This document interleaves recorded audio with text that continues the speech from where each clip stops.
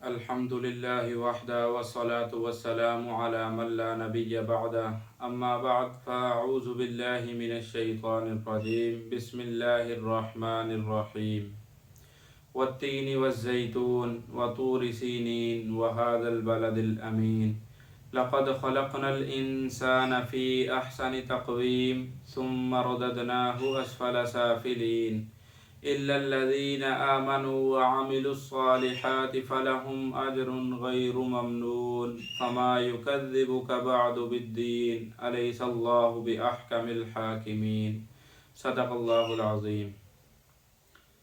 تو میں نے آج جس سورت کی تلاوت کی ہے اس سورت کا نام سورۃ التین ہے۔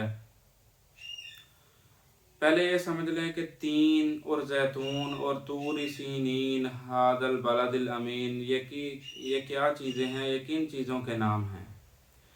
تو تین کہتے ہیں انجیر کو، پھل ہے یہ کھانے والا، اور زیتون جس کا تیل نکالا جاتا ہے کھانے کے لیے، وطور سینین یہ اس پہاڑ کا نام ہے جس پہاڑ پر حضرت موسیٰ علیہ السلام کو اللہ تعالیٰ سے کلام کا شرف حاصل ہوا تھا۔ وَهَذَا الْبَلَدِ الْأَمِينَ تو اس امانت والے شہر سے مراد مکہ مکرمہ ہے، کیونکہ وہاں پر مکہ معظمہ ہے، اس لیے اللہ رب العزت نے اس کو قرآن مجید میں ذکر فرما دیا۔ تو ان کا مقصد کیا ہے کہ اللہ رب العزت نے 4 قسمیں کھانے کے بعد والتین، اللہ رب العزت فرماتے ہیں مجھے قسم ہے انجیر کی، والزیتون اور زیتون کی، وطور سینین اور طور سینین کی، وہذا البلد الامین اور اس امانت والے شہر کی، اس امن والے شہر کی، امانت والے نہیں امن والے شہر کی قسم ہے۔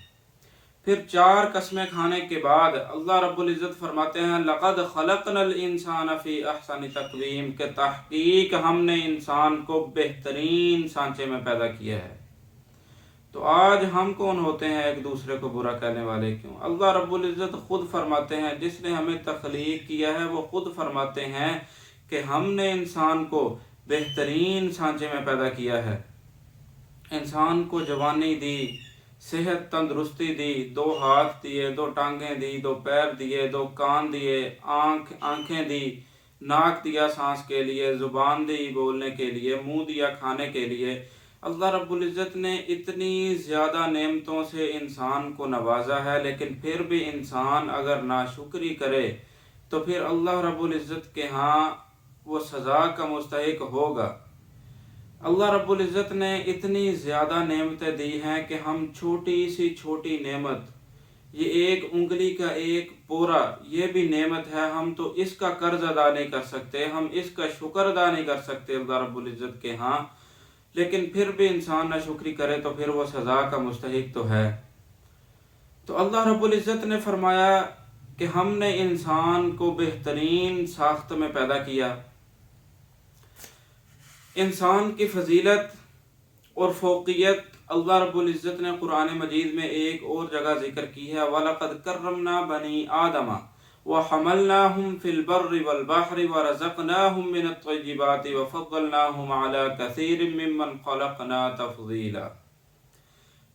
ترجمہ اس کا یہ ہے کہ ہم نے آدم کی اولاد کو عزت دی اور ہم نے ان کو خشکی اور دریا میں سوار کیا اور نفیس چیزیں ان کو عطا فرمائیں، اور ہم نے ان کو اپنی بہت سی مخلوقات پر فوقیت دی۔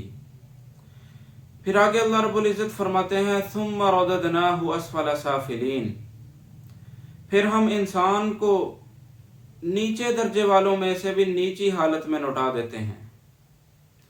تو مفسرین کرام نے اس کا مطلب یہ بتایا ہے کہ انسان کو اللہ تعالی جل شانہ نے اچھی صورت میں پیدا فرمایا، اچھے سے اچھے سانچے میں ڈال دیا، حسن و جمال کا پیکر بنا دیا، اور قوت اور طاقت کے ساتھ وہ جیتا رہا اور اپنے ناز و انداز دکھاتا رہا۔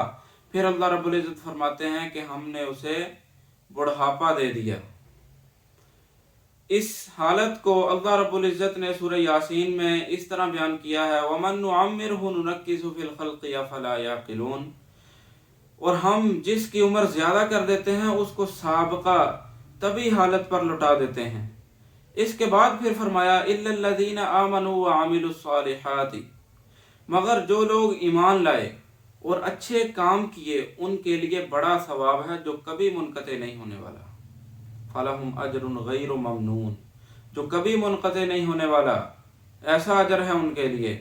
اوپر جو اللہ رب العزت نے ثم رددناہ اسفل سافلین فرمایا، اس کی تفسیر میں مفسرین نے لکھا ہے کہ اس کا مطلب یہ ہے کہ مومنین اور صالحین، اللہ کے نیک بندے بڑھاپے کی حالت میں پہنچ کر بھی ناکام نہیں ہوتے، وہ ایمان پر جمے رہتے ہیں، ان کے ایمان اور اعمال کی وجہ سے ان کا ثواب جاری رہتا ہے جو کبھی ختم ہونے والا نہیں ہے۔ پھر آگے اللہ رب العزت فرماتے ہیں فما یکذبک بعد بالدین، سوائے انسان اس کے بعد تجھے کیا چیز قیامت کا جھٹلانے والا بنا رہی ہے۔ مطلب یہ ہے کہ اے انسان، تجھے اپنی تخلیقی حالت معلوم ہے کہ کس طرح تجھے پیدا کیا گیا اور تجھے کیسے حسین تقویم میں وجود بخشا گیا، تو ایک حالت سے دوسری حالت میں منتقل ہوتا رہا۔ یہ سب دیکھتے ہوئے اور خالق کائنات کی قدرت کو سمجھتے ہوئے اس بات کا کیسے منکر ہو رہا ہے کہ مرنے کے بعد اٹھائے جائیں گے،